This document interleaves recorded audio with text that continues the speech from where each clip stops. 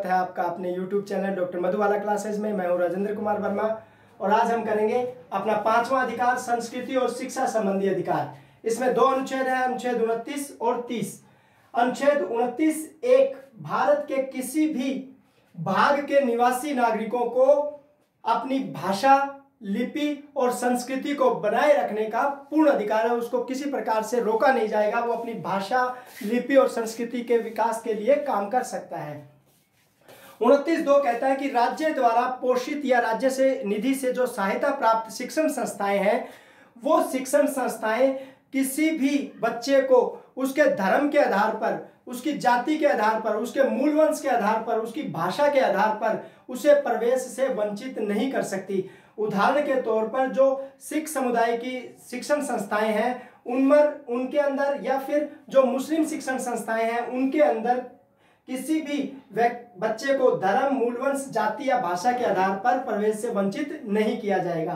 फिर DAV college versus Punjab राज्य वाद सुप्रीम कोर्ट में गया और सुप्रीम कोर्ट ने निर्णय दिया कि जो अल्पसंख्यक वर्ग है उसका निर्धारण जो है वो संपूर्ण जनसंख्या, राज्य की जो संपूर्ण जनसंख्या है उसको ध्यान में रखकर किया जाएगा। यानी जहां जिस राज्य में जो जनसंख्या कम है वो वहां क्या हो जाएगी, अल्पसंख्यक हो जाएगी। जैसे भारत में हिंदू ज्यादा है, लेकिन अगर हम जम्मू कश्मीर की बात करें तो जम्मू कश्मीर में हिंदू बहुत कम है, तो वहां जनसंख्या की दृष्टि से हिंदू क्या होगा, अल्पसंख्यक होगा। वैसे अल्पसंख्यक कौन है भारत के अंदर? सिख हैं, बौद्ध हैं, जैन हैं, ईसाई हैं। लेकिन अगर जम्मू कश्मीर की बात करें तो जम्मू कश्मीर में हिंदू अल्पसंख्यक है। तो आपने अनुच्छेद 29 देखा, एक बार इसका स्क्रीनशॉट लीजिए, उसके बाद अनुच्छेद 30 देखते हैं। अनुच्छेद 30, शिक्षा संस्थाओं की स्थापना और प्रशासन करने का अल्पसंख्यक वर्ग का अधिकार। जहां अनुच्छेद 29 भारत के नागरिक को, चाहे वो किसी भी धर्म का था, अल्पसंख्यक था, उसे अपनी भाषा, लिपि और संस्कृति बनाए रखने का अधिकार देता है। वहीं 30 जो है वो शिक्षा संस्थाओं की स्थापना और प्रशासन करने का अल्पसंख्यक वर्गों को अधिकार देता है। अनुच्छेद 30(1), भाषा और धर्म पर आधारित अल्पसंख्यक वर्गों को अपनी रुचि की शिक्षण संस्थाओं की स्थापना और प्रशासन करने का अधिकार होगा। अब देखो अनुच्छेद 30(1) में बोला भाषा और धर्म के आधार पर। तो भारत में अल्पसंख्यक दो प्रकार के हैं, एक धर्म के आधार पर, एक भाषाई आधार पर। धर्म के आधार पर मैंने अनुच्छेद 25 से 28 में देखा और भाषा के आधार पर 29 और 30 में देखा। तो भाषा और धर्म पर आधारित अल्पसंख्यक वर्गों को अपनी रुचि की शिक्षण संस्थाओं की स्थापना और प्रशासन करने का अधिकार होगा।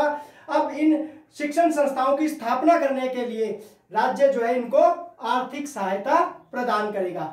तो अनुच्छेद 30(1), अनुच्छेद 1 के अंतर्गत राज्य संपत्ति के अनिवार्य अर्जन करने संबंधी विधि बनाते समय राज्य यह सुनिश्चित करेगा कि उक्त खंड के अधीन प्रत्याभूत अधिकार शून्य या निराकृत न हो जाए। वहीं अनुच्छेद 30(2) जो है वो राज्य ऐसी सहायता देने के लिए राज्य धर्म या भाषा पर आधारित वर्ग के साथ भेदभाव नहीं करेगा कि वह ऐसे वर्ग के प्रबंधन में है।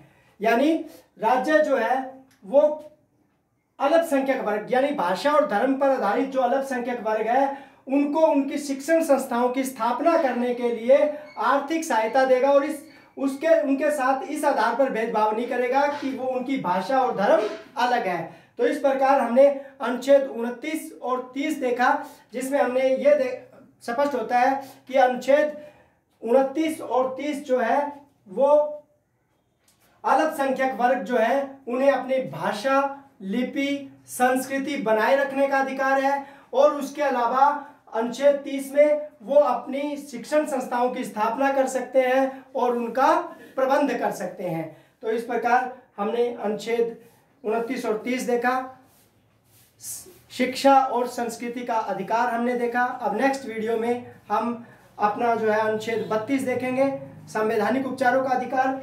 उम्मीद करता हूं कि आपको ये वीडियो पसंद आया होगा। धन्यवाद।